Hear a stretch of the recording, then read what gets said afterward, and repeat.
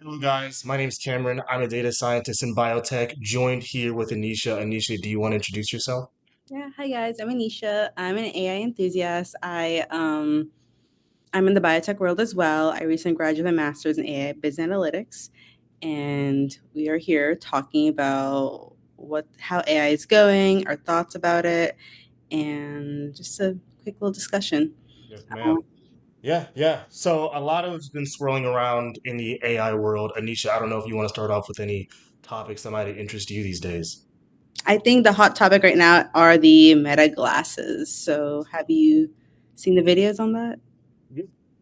Haven't too much. I know the whole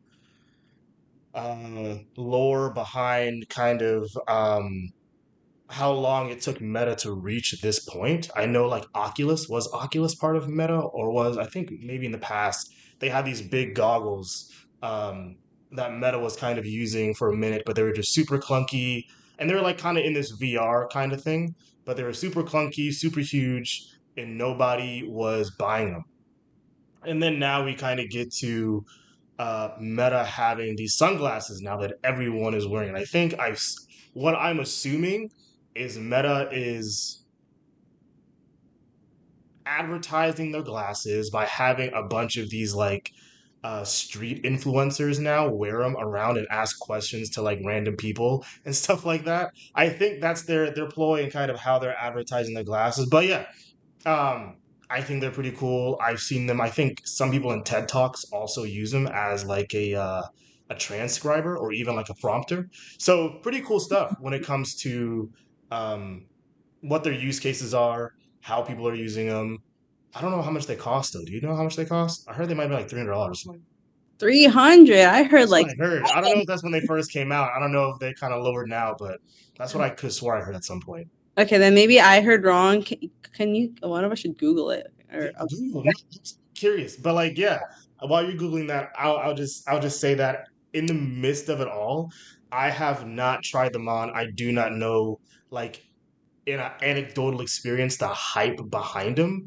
But I've heard about them. I don't know anyone who has bought any though. Like I said, the closest I've seen is people kind of wearing it out and about, like via Instagram videos or TikTok videos, stuff like that. Did you find a price point for them? 799. Oh my God. But here's another look at it. So yeah, so the Meta Ray Bans Mhm. is 709. The 379 So they were like three something. Meta Gen 2. Okay. I don't know what that means, but I'm gonna bring another perspective onto this conversation though. Yeah. Have you tried the what are the Apple ones called? There's Apple ones. Oh, you have to go to the Apple store. You have to put the thing. How do you not know this? Oh, I think I did see those. I don't know what they're called, but I think I saw again like a few times on like Instagram and maybe even YouTube. Like I've seen those. They look again and personally if we are they're like are they kind of big like a big kind of helmet kind of thing or no? Mhm. Okay. My perspective though is Apple is like compared to Meta now, probably a few years behind, right? Where like Meta now has these sunglasses that can transcribe, record. Um, I don't know if they also included like headphones to them where it can like real time translate also. Or that might be the AirPods. I can't remember like the new Apple AirPods. But yeah, if Apple has unveiled these clunky, huge goggles that people have to wear now instead of Meta sunglasses, I think they're probably a few years behind. I don't know. That kind of scares me about Apple now. So the difference between I have like open the site. So Apple is kind of I'm kind of curious about the price because I know I was listening to a podcast on it. So that's where those thoughts started coming. Look at these are these glasses coming out. Thoughts about it. How are other competitors looking at it? So the Vision Pros are into virtual reality, right? Those are I guess they're kind of similar, but those are $3,499. Those are Apples or Metas? Those are Apple Vision Pros. Okay. Um, I feel like I personally feel like and the part of the podcast what I heard is that they're trying. I think there's a lot of how do I say? There's a lot of politics going on in the AI technology world where people are like stealing people. I don't know if I heard it wrong. But is it Apple? Is Face? No, Google. Oh my gosh, I heard this part. But my point in saying this is that I think um, there's competition. The Apple Vision Pros, they're bulky, but they were really cool, and they were the first things that I've tried. Like I tried on previous VR glass, but the Apple ones, you have to go to the Apple store and try them on because they're actually pretty awesome. And once you try those on, once you get a feel of them, I would never buy them because they're annoying and they're heavy and they're bulky and you can't walk around with those. I completely agree with that. But that concept of like the whole Iron Man, oh my God, you can look at something, something will play with your eyes, Mm, that came from Apple. Like that, I think they're kind of not Apple. I think they're the first product I saw more like a customer facing side. mm, And mm. now with Meta coming out with this, these are more like streetwear, like you said. But I still feel like Apple has a lead in some way in that area. I mean, again, I'm like speaking definitely from a subjective point of view, where I don't know if I'm really into the whole virtual reality thing.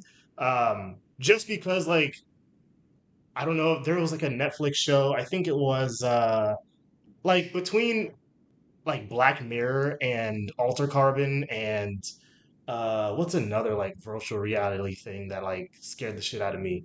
I don't know, I'm just always scared of like virtual reality and people Said getting something though. yeah, Scared to shit out of, right? When yeah. people think of AI, that's what people think of. Yeah, yeah, but I think virtual reality is more real, where it's more real in the sense to be scared of. Because if I think of like let's say my little brother, right? Like big Yeah. into gaming, big into PC games, all that jazz. Like the day that he's like, I'm gonna buy a virtual reality Apple set that's 3K and hop into like Borderlands or hop into Call of Duty or hop into like Grand Theft Auto, like, and then be so sucked in that world to the point where like they don't ever want to step into reality any longer. Like that part kind of freaks me out a bit. Like I'm kind of like, damn, like I don't know if I would want that. I don't know if I want that reality, but every year I foresee like again, like you just said, Apple releasing kind of these VR goggles. And I'm sure down the road there's gonna be plenty of other companies doing the same. I think this is just the first iteration. But as we go, the environment of virtual reality is going to become more and more real, where people are not going to want to step out of it. And then I can go on and on about this, but then we get into this conversation of like simulation theory and like what it means to be conscious and what is reality, and it goes into a rabbit hole. But yeah, that's my take on VR and all that stuff. I think I'm a little open-minded about it. I'm not. I think the second like part of the podcast is someone says race is what you can put between your nervous system and the clouds. I think that really got to me. I'm thinking like AI is supposed to make our lifestyle, our choices, everything easier. Um, and I feel like if you get glasses and you can look at something or it goes to the nervous system and helps you and gives you more opportunities on the spot with just your senses, I think that's really cool. I don't think the virtual side is going to completely block off reality. I think it's going to give you answers immediately or give you more choices or like just open your mind up a bit more. Yeah, no, I will admit I definitely probably have a doomer like sense when it comes to virtual reality. I'll be completely honest. I think I am more like if we're talking large language models, agentic AI, and just AI agents as a whole, like I see more prosperity on that side than I do on the virtual reality side. Like there's been plenty of times where I'm just like again, maybe like it's subjective and I'm projecting, but like there's been plenty of times where like when I was younger and I was like, damn, life would be so much fun if I could just live in Grand Theft Auto every day. Like I could do whatever I want, rob banks. Not saying that's what I would do in reality. I'm just saying like Mhm. that's just something that you could do. And you wouldn't have to face the realistic consequences of doing that. Um, and again, like I think that kind of thing can become addicting. But again, like I said, I could definitely be projecting a doomer mentality onto this conversation. So yeah, that's just a subjective point of view. No, I get it though. It's like even AI itself, it's like even as an AI enthusiast, it's kind of you always have to think with the pros and the cons and like how it's affecting everybody, how is everyone going to take it in, how like there's our generation, right? But then there's a newer generation that's being born into AI with where this is all they'll know and how are they going to use it? Education. Let me ask you a question. How do you think you've taken AI in so far? I feel like I everything about me has suddenly has an AI side to it. Any type of brainstorming I've had, okay, I wonder what AI can give me. But then I would also um I think the biggest way AI has really helped me is with brainstorming. I think I do brainstorming with AI, but then I also have to step out of the like AI in general, and then do my self brainstorming too, Mm, because I don't. I AI is a tool, mm, but it's supposed to. I think as a tool, it's supposed to help you further think. I think with AI, like you question more, like you could dig further into something, mm. which would have been a bit more time consuming before. That's how I've. It's a search. So yeah, I got four questions that are in that now, right? Okay. Like, or maybe like a mix of statements and questions. Like number one, I think I do agree with you. Like in my sense, like I think I treat like whatever Claude, Gemini, GPT, like now as a second brain. Where like in my in my formal brain, like I definitely treat it as a filter of like what I do and don't want to brainstorm. And then for all the things that I do want to brainstorm, I throw that into my second brain to do deep research on. Well, when I say second brain, I mean like, again, whatever LLM you're using. I then throw it into my second brain to do like deep research on, or maybe do to develop like an image from it, or to expand on it in some way. Like I treat LLMs now as a second brain. That's part one. Part two, what do you usually brainstorm on? And I ask that only because like um I have a mix where I'll brainstorm on certain emotions I'm feeling and maybe whether they're good or bad, like how to kind of navigate them sometimes, like kind of treating AI as a therapist occasionally. Or again, it's brainstorming like what's the next project to tackle, or brainstorming kind of, I have this idea, but I don't know how to engineer it. And an LLM can kind of tell me like, okay, give me like the bits and pieces of like, if you were to build it, here's what you would use. So yeah, I say all that to say, what do you usually brainstorm with AI on? Well, I could tell you the latest thing I brainstormed because it's like every random thing. It's Mm, somehow ends up in Claude is my favorite mm, one right mm, now. But this is definitely not an AI coding project or anything like that. But I am starting a book club mm. for Frankenstein because season's coming. The I movie, just saw Instagram today. I yeah. actually did. I saw the snap, the Insta snap. I saw that. Yeah. Yeah. Thanks. Yeah, it's a I. It's also like, oh, techie reading a book. Like I feel like you need to stay connected and need to Yes. continue thinking. And that book is a book I read back in high school. I'm rereading it. So everyone who's listening to this, join and use the book club. Oh, We'll make sure to have the links in there to make sure you guys can join and get to it. Anyways, continue. so for the book club, I have never like I've been in a book club a long time ago. I'm like, okay, so how do you do a book club? Like, how do you keep it going in general? And I need help with timelines. Okay, so how many pages do I want to read by this date? And like, because I want to finish the book before the movie comes out. So I Mm, use AI to help me develop like a schedule, some mm, questions we could talk about during the book, how I want each meeting to go, so little things like that. That's how I use it to, and then with that, I'm also thinking of making a website or like a calendar where people can be accountable with their pages, so they can log in and watch how each person is, how far someone is, and then I even took that a step further. Okay, so how can I include AI into this project? And the idea brought in, oh, it could generate questions for people to help them think more when they're reading the book. mm. So it's that's how I brainstorm, but I also try to incorporate it into my actions or Hmm, my activities. okay. And so you said that your main LLM these days, right, is Claude. Yeah. So there's, I think the big three, right, is like, um, and I'm gonna like use sports terms right now. I'm sorry, but Oh, like if I had, if I had to like, uh, say like OpenAI presently, GPT presently is like the LeBron James of LLMs, right? Because everyone knows about OpenAI, everyone knows about ChatGPT, and they were kind of like the front runner of things when it came to LLMs and what they could do. Somebody recently, and it was so funny, like I was talking to them about what they were using ChatGPT for.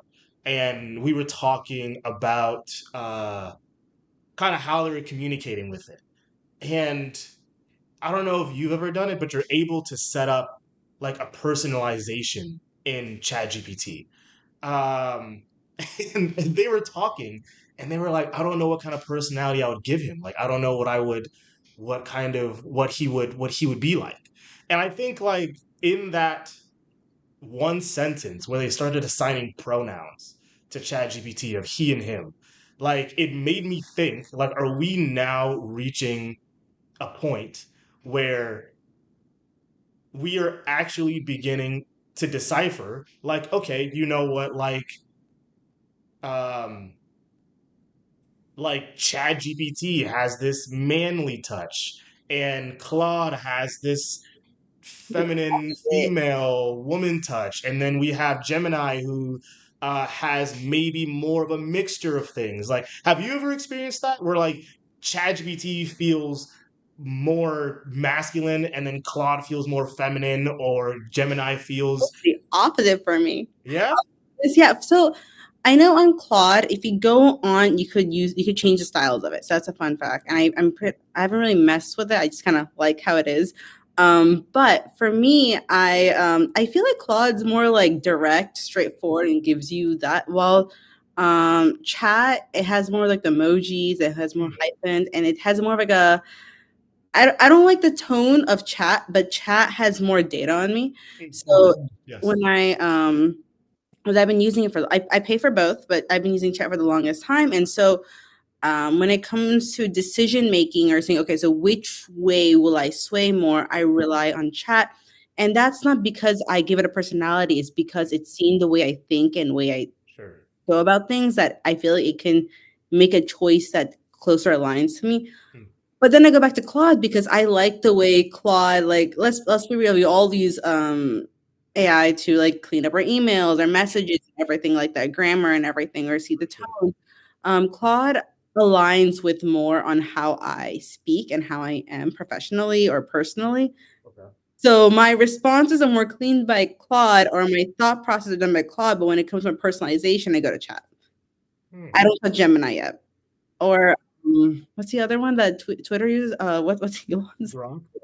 Yeah, I'm on Twitter and like I haven't used Grok, and I should explore Grok. Hmm.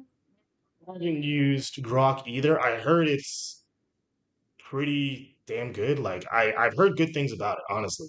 Mhm. Um, and I've also heard that it's pretty supposedly, right? Pretty like objectively factual and kind of doesn't really sugarcoat anything and gives like the raw response. I have heard that like compared to Grok and Chat GPT, GPT can be kind of more people pleasing.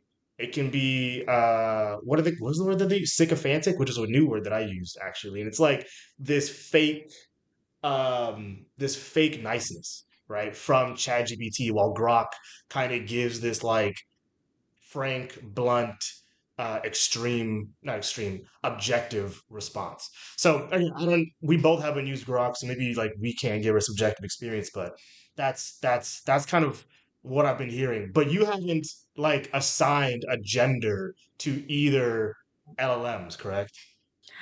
I I have chat on my phone, so I've spoken to chat, and so when I talk to chat, it's it's a chill guy. So I guess that's the personality chat has for me. Mm, mm. Um, Claude, no, there is no personality. You think I think mine is like this nerdy, witty, objective kind of personalization. So it's pretty like Wait, is it a girl straightforward. or a guy? Mine's a guy. I'm just Uh, I and this is like me. I never assigned it. Like, so are you saying that in the personalization you assigned it to be more guyish, more like, like when you go in chat, you can decide which voice to put in, oh, okay, I see, and I it see. talks to you. So So I barely ever use voice. Very rarely. I don't she know why. I don't know what it is, but I was more so alluding to how it responds, whether it's text or in voice. okay. Like, does that mean like even in text, right? Like when it's just responding to you in text, no voice involved, do you still have this chill guy feel to it, like when it responds in text, or do you not get anything from it? I haven't messed with the settings, but based on the settings, A uses way too much emojis, and I'm a girl and I don't use that many emojis. So it's definitely on the girl side for me. Like I don't have that much. Yeah. So Okay. Okay, no, that makes sense though, because again, and I think it might be the way you personalize it. Because when I use chat, there's little to no emojis. Like it's just really, strictly, yeah, yeah, yeah, little to no emojis. And again, maybe that's kind of the way that when I personalized it, and it's like be objective and witty and kind of factual and science based, blah blah blah. Like it kind of just gives like a straightforward, cut and dry answer every time. So it could have just been the way that I've set it up in that case. But who knows? Another thing that's been talked about is I don't know if you heard, but like people in the past were saying, or I think it was Sam Altman, the founder of or CEO of OpenAI, whatever it is, was saying that the amount of energy it takes to respond to AI with like a please or thank you is actually astronomical. Like people after a response, people just saying thank you to ChatGPT or Claude apparently takes a lot of energy for it to then produce an answer back or some type of residual amount. And I think presently they're in these talks of like OpenAI has moving around when it comes to like producing more data centers or creating these nuclear plants um, that have the potential to melt down, similar to like a Chernobyl or a 3 Mile Island. But there's also this take on like these data centers take up or need a lot of water to stay active and to kind of cool down servers. Are you like team data centers and take up as much land and water as needed, or are you team kind of conservation where it's like no data centers figured out in the most environmentally sustainable way and uh, limit the amount of water usage. that's a toughie. Mm. Because Controversial, I know, but this is the fun very part. controversial. Yeah. Um, And a middle ground is fine. A middle ground is completely okay. I'm gonna take the middle ground because I'm very progressive. I think like there is no stopping the future, and you've got everybody's gonna keep moving forward, and so you have to stay with the movement. Others are gonna fall behind, but I think that over there itself is an opportunity for someone to say an idea of how to sustain and make more center. So I am mentally, of course, internally conservative, but I'm Mm. also very progressive. So it's like I don't know which way to lean. Yeah, I think a middle ground is probably the most sane way. Like, I think for people like you, I agree. Like, there's no stopping the future. I think I am pretty progressive as well in that sense. But I do believe that being environmentally conscious does help. Like, when it comes to conversations in the future and how we approach energy, how we approach AI, especially with at least the conversations around climate change, like everyone kind of definitely gets into arguments about that. So my perspective is also a middle ground of like, you can't stop the future, keep building, keep creating, but at the same time, be mindful, hire environmental engineers, take the best precautions you can, and kind of be adamant on how you build these data centers. Be adamant and aware of like how much water you're using. And yeah, just be environmentally conscious for future kin, future children, future stuff like that. But yeah, I think that's been an important topic for me. Is there any important topics that have been kind of blowing your way these days? I want to reapproach that topic. So my thing is like not my thing. I think like there has to be someone or some research or something going on in the background that it has not been brought to light in general as much as it should be, because is this the first time technology has been in this situation? Hmm. Let me think about that for a second. Like, When you say first time technology has been in this situation, are we talking just in regards to water or environment?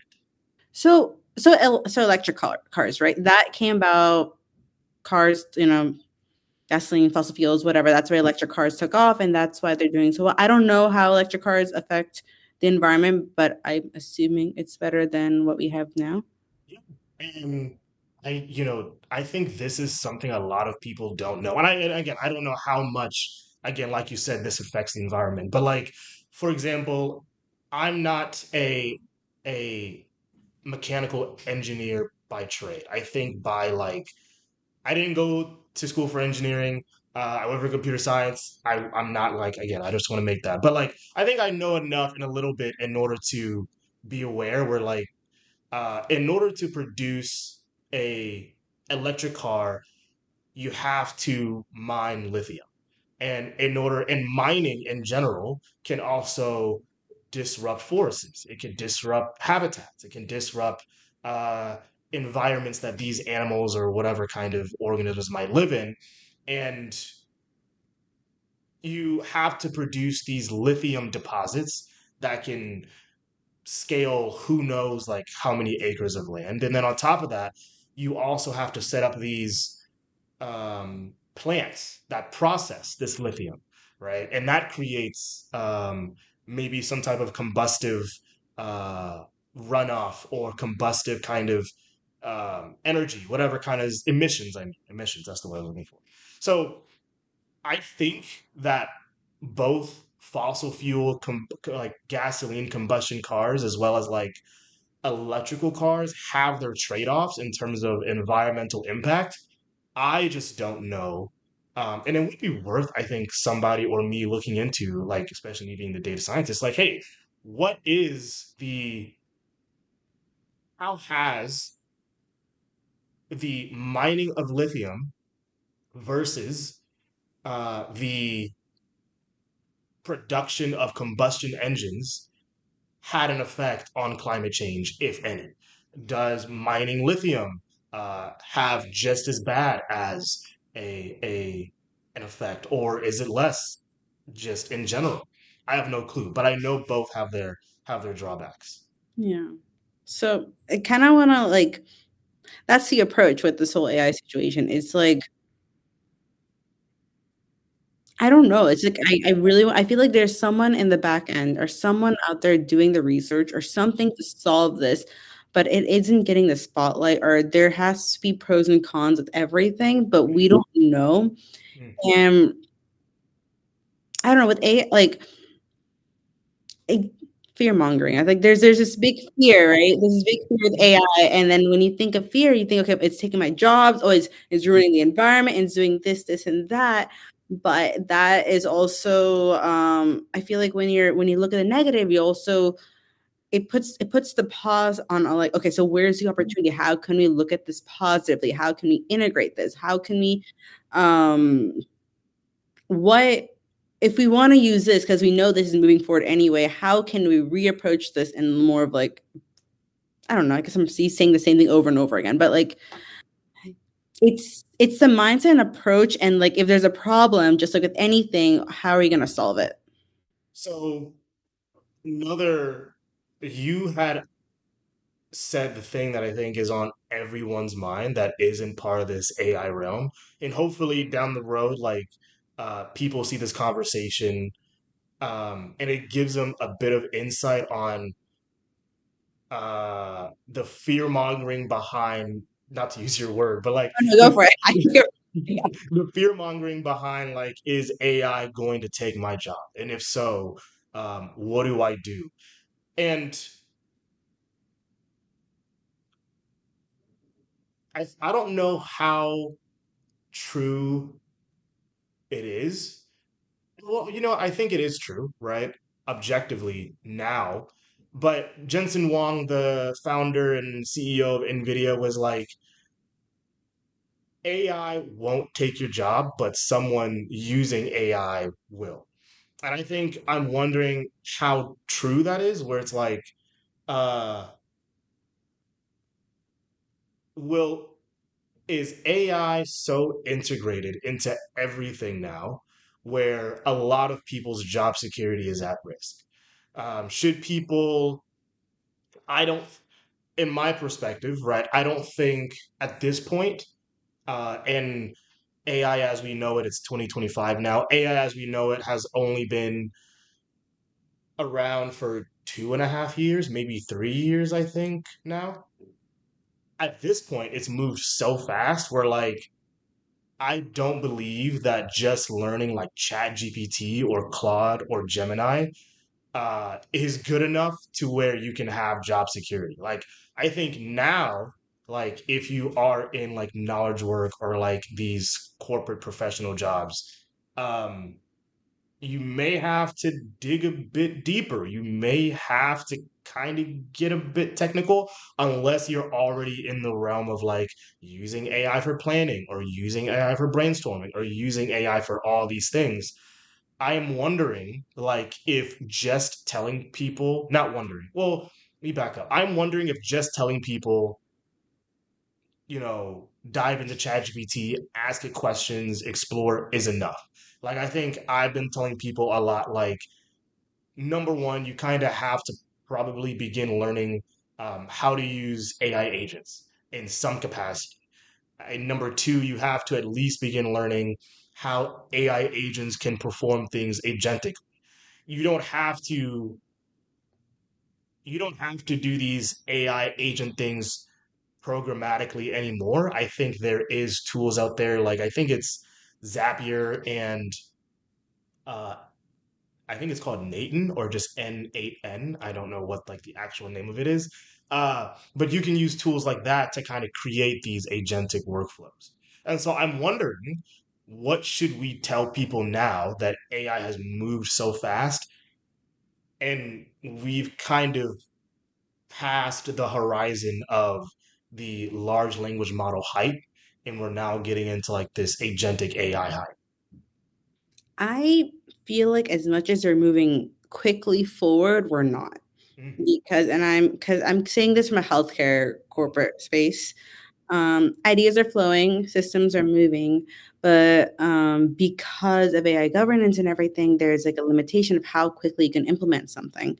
And with every implementation, there comes training with it, and that takes time. So, on a corporate level, in a healthcare space, as much as we're trying to keep up with everything, I do see it taking some time.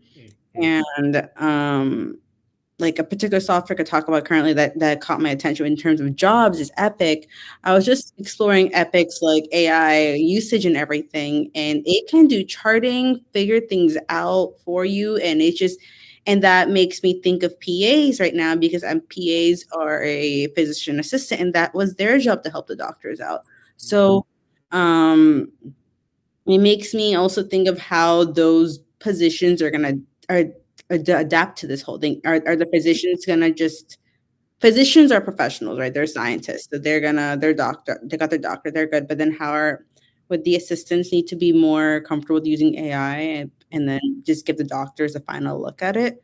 So there is a space where I'm saying, okay, I don't know how. It's like you have to keep up with technology and you have to be open-minded with it. And same question with what you said, like when we think AI, is the conversation automatically goes to it's Claude, ChatGPT, all these LLMs, but agentic AI, like, is it the usage of agentic AI or the creation of agentic AI that everyone has to worry about? And then when you create these agents, it's like we're not even there. And then we're just thinking on a master level right now. We're thinking corporate level, we're thinking of like Apple, these bigger industries. But there's small businesses too, right? So those are slowly gonna be okay. So if these higher league, the big dogs are moving this quickly, we need to start including them. So that is actually a great opportunity for a lot of I know a lot of people are looking for jobs. Jobs are being up. I think going for smaller businesses is a great place to go to help them move forward with the generation, everything like that. Um, Coding wise, I don't think everyone needs to be as heavily coded, but I think being able to talk the lingo of it and being able to understand it and explain it is the key role right now. So the middleman between the past and the future, I guess Yeah. that's the new position. Damn, I think you just set a bar right there. I'm not gonna lie. The middleman between the past and the future is crazy. I'm not gonna lie. That one kind of hard. I'll be honest. But, but I think you said two. Number one, I've never used Epic before. Is that like a free tool that anyone can use? Is that like I've never heard of that? So it's an EMR, and where I work. We're transferring to Epic, and Epic because Epic is very AI ready to move forward, and so we're in a very early step of bringing a whole new electronic medical record system. Is a hefty, Uh, yeah. It's maybe I have heard of Epic before, a lot actually. of hospitals use it. Yeah. Maybe I have heard of Epic. And it was maybe it was like a year and a half ago, maybe less. I heard of Epic before. Has Epic been out for a while? I don't know. I don't think it's something new, right? No, it's been out for a while. I know, like, previously served for Advent Health. I know they swapped over, and Advent Health's a big, organization in Florida. I don't Yeah. know, have some outside, so I know they have Epic. Where I work at currently, Moffitt, they have Epic. Mm. Like they're switching to Epic, so Epic it has been on the forefront for a while. Okay. No. I don't I don't deal too much with like electronic health records or medical records anymore. Mhm. And maybe like a year and a half ago, maybe 2 years ago now. I was doing projects with them, but I haven't touched them in a while. But you said two interesting things. One of them was around AI governance, which we had a conversation recently about it, and I've kind of had to do some research and educate myself on like how I know what data governance is, but what is AI governance now? That's point one. You said something else that really piqued my interest about AI agents that I can't remember. But anyways, besides that, we can stay on AI governance. I had to educate myself on AI governance recently on there's three different pillars when it comes to that. And one is there's like AI governance on like a government legislative kind of thing. Where like for example, there's like the EU Act in Europe where it's like you can't AI can't collect certain data pieces, AI agents can't be used to automate certain jobs. Like there's certain regulatory things already established when it comes to AI governance on a governmental legislative perspective. And then you get down to another level of AI governance in a corporate setting, right? Which is like data protection, biases, explainable AI, stuff like that. And then you get to like a governance on an individual level, and then that incorporates like the different tools um, you should be able to use. And it's kind of like an umbrella. Like there's AI governance on a governmental bubble, and then within that bubble, there's AI governance in a corporate bubble, and then there's AI governance on the individual bubble, and they all one sits within the other, uh, and every single part has like different controls, different accesses, different ways to go about certain things. And one thing that caught my eye is um, explainable AI is, and I don't know if you've heard of explainable AI or the concept of it, but it's explainable AI is part of data governance, where we no longer want to treat, or we want to make sure we don't treat AI as a black box. Like, not everyone knows how AI comes to its answers, and I think that's where like the reasoning kind of things comes into play. Is you're able to view kind of step by step how it thinks about its output. Um, and I don't know if you had any. I don't know if you've ever had cases where you've wondered, like, I wonder how AI's come to this conclusion when I'm brainstorming this, or if you kind of like whatever instances or whatever answers AI gives to you, you kind of take and run with it. What is your perspective? I think because I've studied it in the Mm, back, and I as much as I'm not an avid coder, I know like the general idea of how it's done. I've kind of took it as word, but then I also took that and I looked deeper into it on my own mm, mm. because I don't think AI has the answer to everything. Sure. But Yeah, yeah, yeah, people who start thinking that way are in big trouble. AI is not a god. It is literally just data. If enough people put in the sky is yellow, yeah. it will eventually say the sky is yellow. Damn, really? So wait. And I Go ahead. know this sounds so novel to me, but that is actually a good point. And you can kind of correct me if I'm getting it wrong. Like you just said, Oh, if you enough, if I'm getting wrong. That's the but no, I think you are diving into something that, um, like misinformation, right?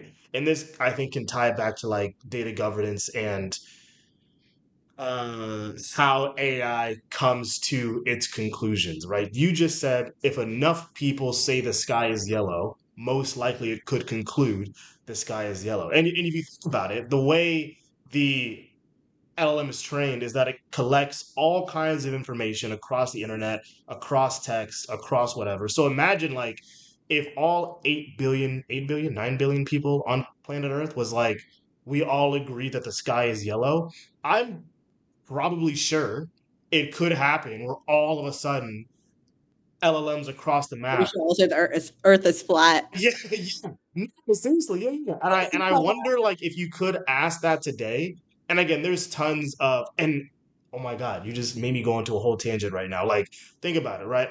I would wonder, and I think I've seen this on YouTube before, is like having different LLMs debate each other, right? Like I think there was a I saw two LLMs. One was pro life and one was pro choice. And they had a debate. I forgot what the conclusion was or what their thoughts are and stuff like that. But I wonder if you could do the same thing with like flat Earth versus round earthers. I don't know what the opposite opposition is, but I'm sure you could be like, I wonder if you can have an LLM that can make a distinct case on why the earth is flat and why any other scientist or astronaut or astronomer is wrong. Like, I wonder if that's possible. Where, like, you just completely press it with a bunch of um, flat earth information mixed with uh, flat earth pictures or whatever supposedly that are real and see kind of if it can argue to the best of its ability as to why the earth is completely flat and make it factually accurate. I wonder if that's a thing. But again, like you said, you could probably plug in all 8 billion people can say the earth or yeah the sky's yellow, and I think it's completely possible that ChatGPT would argue like yeah the sky's yellow even if I said it was blue and can see it. Yeah. I think that task you're asking about, I think it would be a really, I think that's where agentic AI could come in, right? Help with decision making. Every agent is specialized in different things and where they converse and then come up with the best route to do something. Mm, And then also with AI governance, right? Like you're gonna primarily use information. You're gonna use external sources, but I think you're gonna stick with information within your corporation, right? So that's where the information is primarily going to come from. So that'd be another great place to test a theory on, like, you could find out. Wow, is sort of federated learning comes in. Is it right? I, mean, I don't know how to use the term more correctly. Is wait, is federated That's wait, a term floating, and I should know what that is, but I don't. okay, because I don't think is fed when I think of federated computing, right? I Mhm. think that's taking um it's taking compute from different clusters and different um yeah, from different clusters or different computes, and then using whatever kind of space or energy that is put together from all these different computes that it can use to come up with like an answer. I'm guessing federated learning, which like I think I've only you're like the second person that's ever said that in like in a conversation to me, and I think it's really cool that you just said that actually. um I'm gonna. Did you already look up the definition of it? I'm looking right now. Okay, wait. I'm gonna have a crack at what federated learning is, and then you tell me if It I'm is. wrong or right. Uh, is federated learning the ability to have AI or whatever kind of compute have the ability to take in information from multiple different sources or multiple different agents to come to a conclusion? When you said Asians, everything, it's your first theory was right. And first of all, I want to give Moffat a little shout out because the only reason I know any of these terms that come out of my mouth sometimes, whatever's progression, is because of this machine learning. Everyone's great. I am a PhD, guys. I'm I just like it. You sound like a PhD. The federated learning, no, the federated learning took you like 3 degrees higher. You sound exactly like a PhD what? right now. I, Yeah. I would have never heard that again. I'm not gonna lie to you. Really? It's actually it's a cool concept. I'm gonna read it word for word from Okay, Claude. So I have it open right now. all right. Imagine multiple hospitals want to work together, build a better AI system for diagnosing cancer, but they can't share patient data due to privacy laws. With federated learning, each hospital trains the AI on their own patients, keeping all data private. Then they share only the lessons learned, not the actual patient information. So then I guess there's this one hub. In our case, it's Moffitt. They get all the lessons learned, and they create one smart AI that benefits all the hospitals. So it's like not sharing patient data entirely, but the lessons learned. It's like it's like the main. You know what? I actually like that. Like, I can think of in certain use cases or projects I've done. And I think honestly, like it's something that I probably should have done years ago. And maybe I just didn't know the definition of federated learning, and I didn't know there was a word for it. But uh, like the concept of like whenever you do a project, there's something called like a retrospective if you work in like a um, product development or software development lifecycle model, whatever it's called. And it's called a retrospective, and it's like where you conclude. I'm gonna sound so lame and so nerdy, but like you you conclude a sprint. If you guys, whoever's out there listening, if you're familiar with Jira, you know what a sprint is. And a sprint is basically a allotment of time of how long it can take to complete a specific task, a specific project. And I think the God, I think the epic is called like the amount of time it takes to complete a project, but a sprint is how long it takes an individual to complete certain tasks assigned to them. But anyways, after you do all that, there's something called a retrospective where you come back and you define the lessons learned behind the mistakes you might have made during that past sprint. And I think an AI that can take in all those,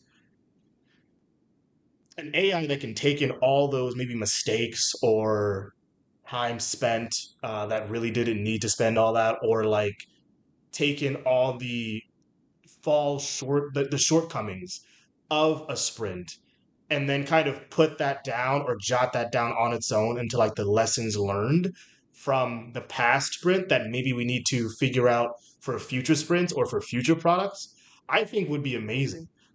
maybe I feel like every time I talk to Anisha, sometimes like I come up with like these vibe coding idea apps, and I'm like, damn, like it would really be cool if somebody built that. And You now build it's it. yeah, now it's like I put it out there already, and now it's my time to I guess build it. But what do you think of vibe coding? I don't know if you were finished with the other topic. I'm sorry, but I Oh no, wanted you're good. You're good. Good. Vibe coding. What do I think about vibe coding?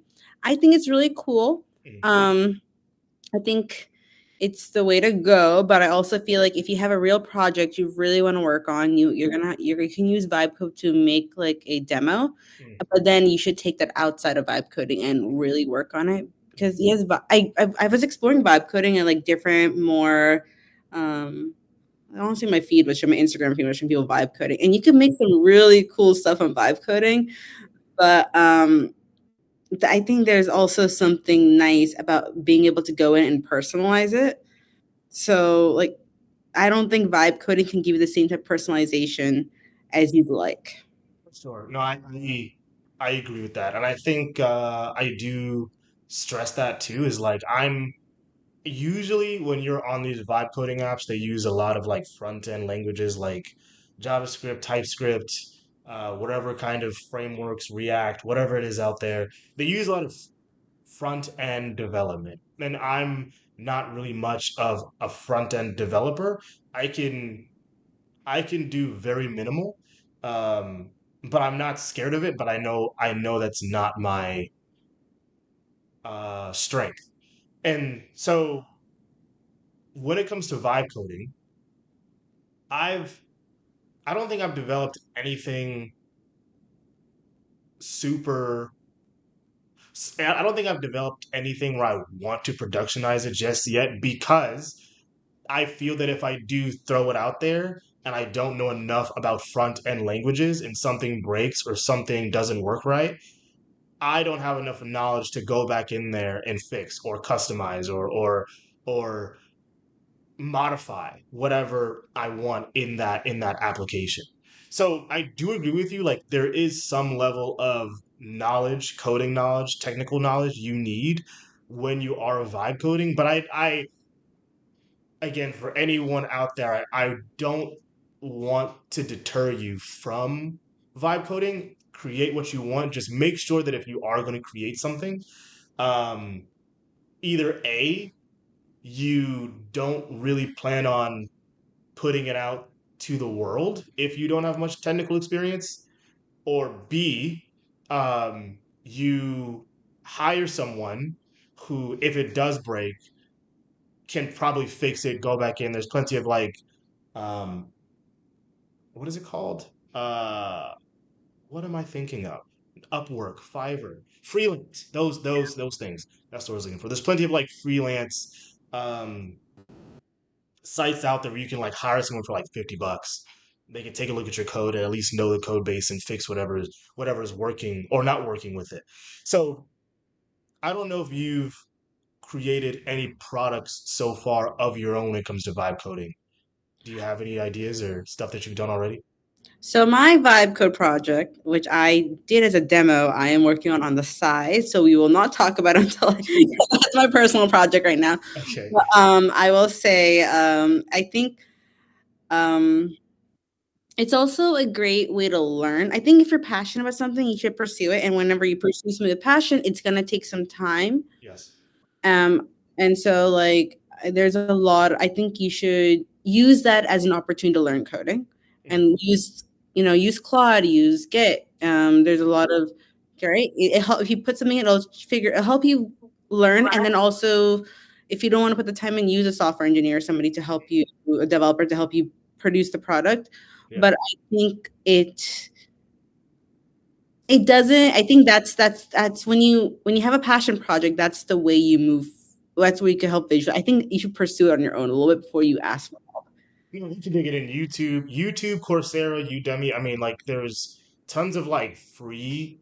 I say Udemy as if in Coursera as if there's not a cost, but like YouTube is one.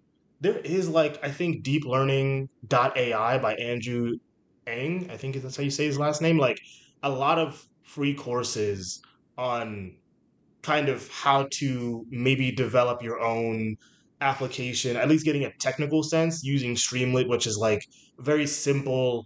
Uh, if you're not a front end developer, Streamlit, Gradio, Dash, like those are very simple frameworks that people who are more so like back end heavy can use to develop pretty quick front end products. Um, but one thing that I know we have like 4 minutes left. I wanted to get your take on something, right? Is Mhm. um number one, what is one word or one phrase of encouragement you can give to anyone who is kind of leading and trying to rummage through this like AI realm? Two, do you believe in developing a product and throwing it out there for everyone to see and then kind of iterate on it based off the feedback and criticism you get? Or would you rather develop a product in the safety of whatever your home, whatever it may be, and kind of get it to your version of perfection? Would you rather like crash dummy it first or kind of get it to as perfect as you think you can? Okay. So your first question, my word of advice is, just do it.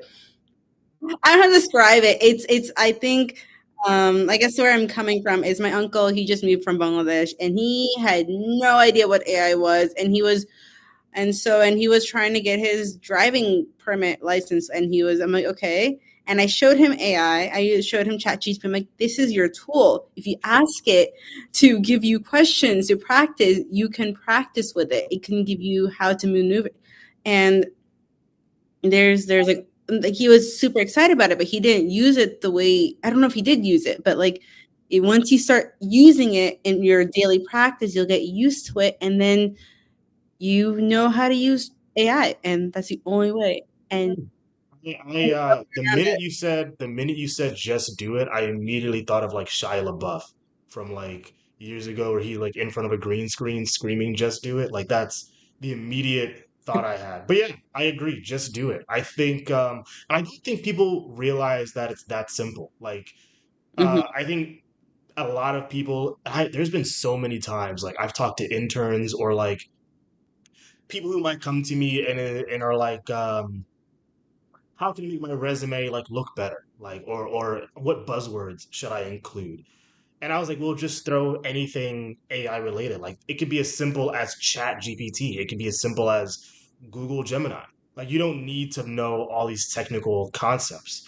Um, and I think again, it's really that easy. But I think people expect it to be more complex than that. And I kind of, if they do if they do have that thought in their mind, I do empathetically feel bad for them because there's like this cognitive dissonance where it's like, no, like AI sounds so complicated, it can't be that easy. But realistically, like, yeah, it is. All you got to do is chat with ChatGPT for a second and show that you've communicated it on communicated with it on a resume and maybe use it for brainstorming or planning or to create a book club or to create a product, whatever it may be. Like, and honestly, I think the book club thing is the book club thing is as real world as it gets. Like showing again, like how impactful using a simple AI tool can be in your everyday. Like, and mhm. that's a great example to have on a resume. But anyways,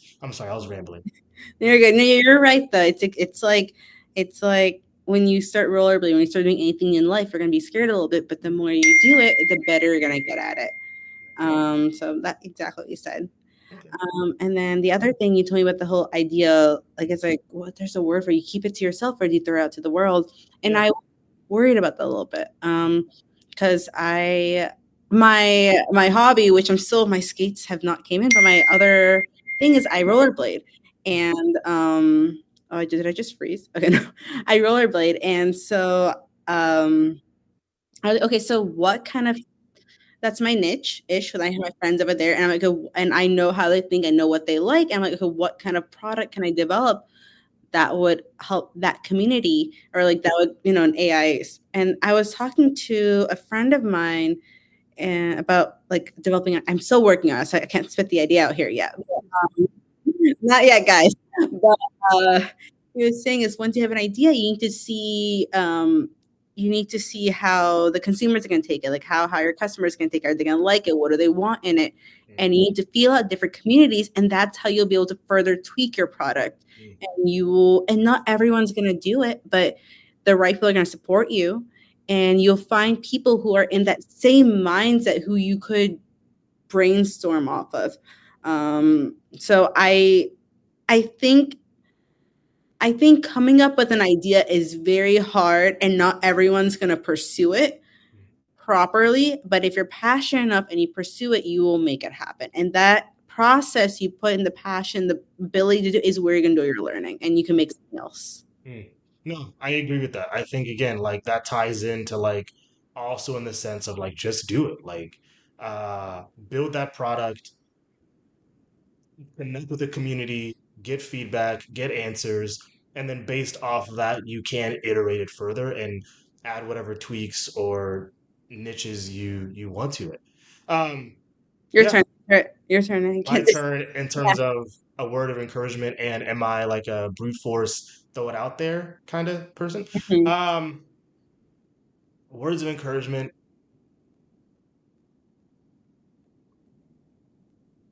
It's not as hard as you think. Like Yeah. it's really not. It's not as hard as you think. You do not have to be technical. I actually think the idea of being technical in this AI space is becoming obsolete, where the ability to code has become really cheap because AI can now do it, and AI can now create full products, right, in a matter of 30 seconds.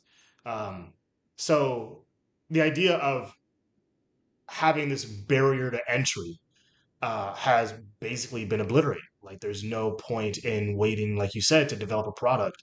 Just do it and begin creating and find a community that might want to use it and then iterate on it and then explore kind of what else you can add to it and how you can kind of help that community even become better.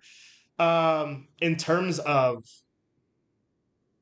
am I someone who kind of perfects a product or do I just throw it out there? I am someone who is definitely a a let's see if it crash and burns type of guy. Like I kind of I enjoy building something and this is gonna sound so masochistic, but like I enjoy building something and then getting the criticism from it. Oh, Like I know. As we do this podcast. I enjoy building something, getting the criticism from it. And I think I do crave, like, and this might be like an inferiority complex in the back of my mind. Like, I do crave and expect someone to say something as shitty and horrible as possible. But at the same time, like, I'm like, if they at least say that, I know where I went wrong, what I can fix, and if I can find a solution for it. And again, that might be backwards in terms of thinking. Like everyone wants that positive reinforcement. I get it. Um, but I think the way I'm wired, and I know it's different. Where I don't really, it's not that I don't care about the positive feedback. It's that I find, and I think just with me being in product development in biotech for so long, like I find the negative or the neutral feedback more helpful than positive feedback because number one, they could just be being nice because they're like, oh, this is a new product, it's the first iteration, I don't want to hurt their feelings too bad. Number two, um, maybe they just wanted to leave a quick comment and be done with it and then go away. And then not care about it for the next who knows how long. They were just forced to leave a comment. But when someone deeply doesn't like something in the first iteration, that is kind of where that powerful feedback criticism comes from. And I'm just like, oh, okay, now we have a golden nugget of like how we can enhance this. Because I guarantee um, there's gonna be plenty of other people who probably have the same gripe and the same criticism and the same negativity. and we can definitely like work on it and build on it and go from there. So definitely someone who wants the uh I'm not a perfectionist. I'm definitely someone who wants to kind of throw something as fast as I can out there, and see if people either throw up and cry about it because they hate it so much, or if they are throwing babies in the air, like, and catching them. I should say catching them in the air because they're so happy to like, explore this product. I So, think there's a middle line also there that's a very big important as you progress in your career. It's how to respond to criticism. mm, Because I think you can throw fire on fire, or you can take that, like you said, but it's also how you respond to that individual. And I think that is a as we go further into AI, as we go further technology and everything, interpersonal skills are extremely important. So mhm. that's a very great place to develop that negative criticism. So Damn. Again, I think that's the second bar you had so far. I think like at first it was like you said like the translator between like the past and future or something like that. And then you were like how we respond to criticism or feedback. Like I think that should be a topic for like in product development when it comes to this whole AI realm. How do you respond to feedback?